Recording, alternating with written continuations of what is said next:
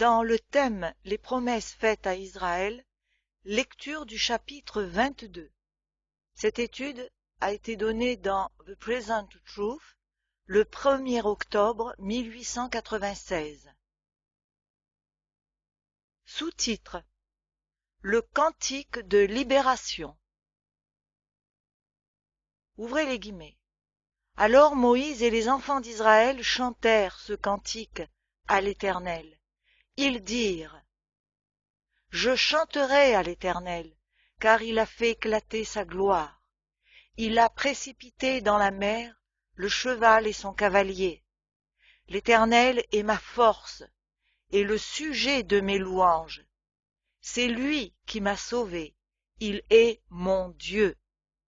Je le célébrerai, il est le Dieu de mon Père. Je l'exalterai.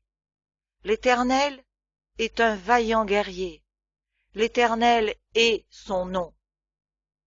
Il a lancé dans la mer les chars de Pharaon et son armée. Ses combattants d'élite ont été engloutis dans la mer Rouge. Les flots les ont couverts. Ils sont descendus au fond des eaux comme une pierre. Ta droite, ô Éternel, a signalé sa force. Ta droite, ô Éternel, a écrasé l'ennemi. Par la grandeur de ta majesté, tu renverses tes adversaires, tu déchaînes ta colère. Elle les consume comme du chaume. Au souffle de tes narines, les eaux se sont amoncelées, les courants se sont dressés comme une muraille, les flots se sont durcis au milieu de la mer. L'ennemi disait: Je poursuivrai, j'atteindrai, je partagerai le butin. Ma vengeance sera assouvie, je tirerai l'épée, ma main les détruira. Tu as soufflé de ton haleine, la mer les a couverts. Ils se sont enfoncés comme du plomb dans la profondeur des eaux. Qui est comme toi parmi les dieux, ô Éternel? Qui est comme toi, magnifique en sainteté, digne de louange, opérant des prodiges? Tu as étendu ta droite, la terre les a engloutis. Par ta miséricorde, tu as conduit, tu as délivré ce peuple. Par ta puissance, tu les as dirigés vers la demeure de ta sainteté.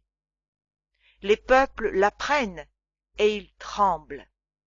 La terreur s'empare des Philistins, les chefs d'Édom s'épouvantent. Un tremblement saisit les guerriers de Moab. Tous les habitants de Canaan tombent en défaillance. La crainte et la frayeur les surprendront par la grandeur de ton bras. Ils deviendront muets comme une pierre, jusqu'à ce que ton peuple soit passé. Ô Éternel, jusqu'à ce qu'il soit passé, le peuple que tu as acquis. Tu les amèneras et tu les établiras sur la montagne de ton héritage, au lieu que tu as préparé pour ta demeure. Ô Éternel, au sanctuaire, Seigneur, que tes mains ont fondé. L'Éternel régnera éternellement et à toujours. Fermez les guillemets. Exode 15, versets 1 à 18. Voyons maintenant l'encouragement et l'espérance que ce cantique nous donne. Premièrement, la puissance par laquelle la mer Rouge fut divisée, permettant que le peuple la traverse en sûreté, était la même qui éviterait l'attaque de leurs ennemis. Mettez en relation Exode 15, versets 14 à 16, avec Josué 2, versets 9 à 11. S'ils avaient développé la foi qu'ils avaient eue au moment de leur libération, aucune bataille n'aurait été nécessaire. Aucun ennemi n'aurait osé les attaquer. Nous pouvons maintenant comprendre pourquoi le Seigneur les conduisit comme il le fit, par un acte final de libération. Il voulait leur enseigner à ne jamais plus craindre l'homme. Deuxièmement, par cette même puissance, le nom du Seigneur devait être communiqué, prêcher l'évangile du royaume à toute la terre, comme préparation pour la fin. C'était une œuvre qui devait être réalisée avant que la promesse puisse être pleinement accomplie. S'ils avaient gardé la foi, la consommation de l'œuvre n'aurait pas pris beaucoup de temps.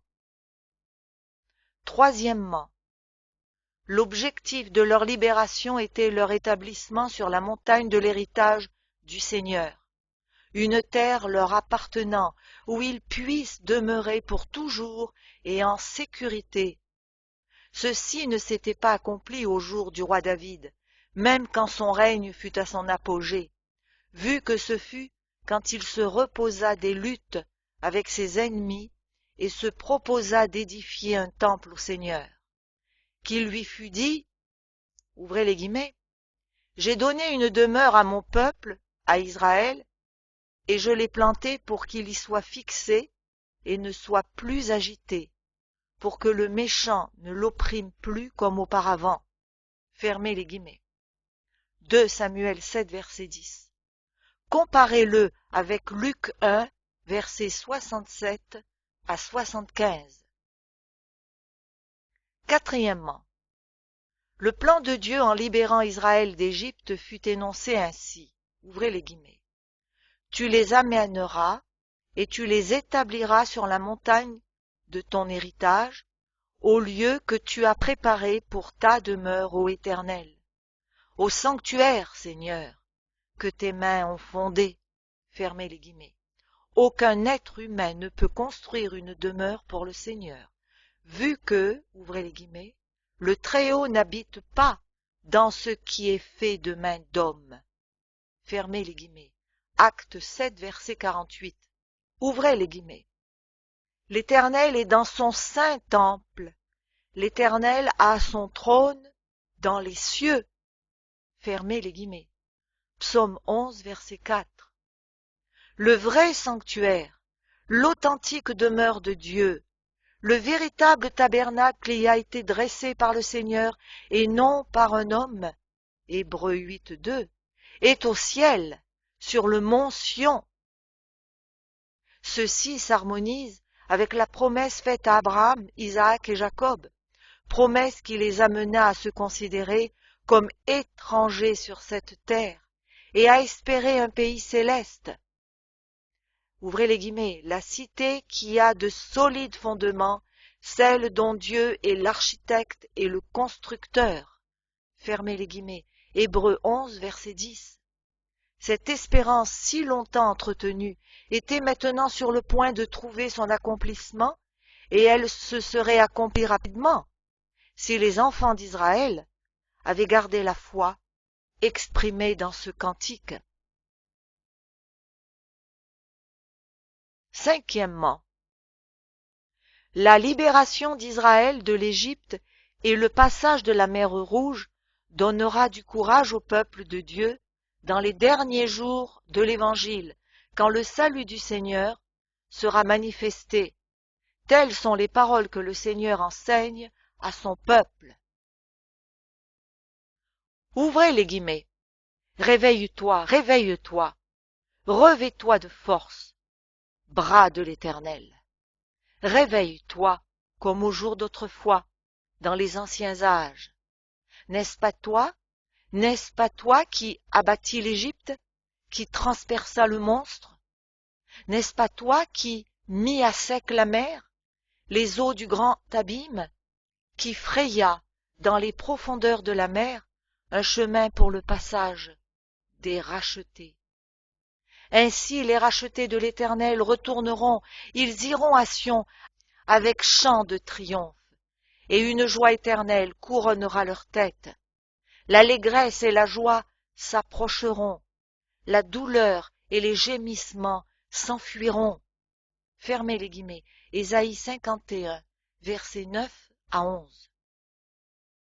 Si les anciens Israélites avaient continué à chanter au lieu de commencer à murmurer, ils auraient rapidement atteint Sion, la ville dont le constructeur et l'architecte est Dieu. Sixièmement, quand les rachetés du Seigneur demeurent finalement sur le mont Sion, ils ont les harpes de Dieu et, ouvrez les guillemets, ils chantent le cantique de Moïse, le serviteur de Dieu, et le cantique de l'agneau en disant « Tes œuvres sont grandes et admirables, Seigneur Dieu Tout-Puissant. Tes voies sont justes et véritables, Roi des nations. Qui ne craindrait, Seigneur, et ne glorifierait ton nom? Car seul tu es saint, et toutes les nations viendront et se prosterneront devant toi, parce que tes jugements ont été manifestés. » Fermez les guillemets. Apocalypse 15, versets 3 et 4. Il s'agit d'un cantique de libération, d'un chant de victoire. Septièmement, de la même manière que les enfants d'Israël entonnèrent le cantique de victoire au bord de la mer Rouge, avant d'avoir atteint la terre promise, ainsi aussi les enfants de Dieu, dans les derniers jours, chanteront le cantique de victoire avant d'avoir atteint la Canaan céleste. D'où le cantique. Quand vous le lisez, comparez-le avec la partie initiale du cantique de Moïse près de la mer Rouge. Nous avons déjà vu que lorsque le Seigneur se disposera à sauver pour la seconde fois le reste de son peuple, ouvrez les guillemets, il y aura une route pour le reste de son peuple qui sera échappé de la Syrie, comme il y en eut une pour Israël le jour où il sortit du pays d'Égypte. Fermez les guillemets. Ésaïe 11, verset 16. Ouvrez les guillemets. Tu diras en ce jour-là, je te loue, ô Éternel, car tu as été irrité contre moi, ta colère s'est apaisée et tu m'as consolé. Voici, Dieu est ma délivrance, je serai plein de confiance et je ne craindrai rien, car l'Éternel est ma force et le sujet de mes louanges, c'est lui qui m'a sauvé. Vous puiserez de l'eau avec joie aux sources du salut, et vous direz en ce jour-là, louez l'Éternel, invoquez son nom, publiez ses œuvres parmi les peuples, rappelez la grandeur de son nom, célébrez l'Éternel, car il a fait des choses magnifiques, qu'elles soient connues par toute la terre. Pousse des cris de joie et d'allégresse, habitants de Sion, car il est grand au milieu de toi, le Saint d'Israël. Fermez les guillemets. Ésaïe 12. C'est le cantique avec lequel les rachetés du Seigneur entreront dans Sion. C'est un chant de victoire, mais ils peuvent le chanter maintenant, car, ouvrez les guillemets, la victoire qui triomphe du monde, c'est notre foi. Fermez les guillemets. 1 Jean 5, 4. Nous ne partagerons le salut du Seigneur que dans la mesure où nous le proclamons. Tandis que nous sommes conduits à Sion, apprenons le cantique que nous entonnerons en y arrivant.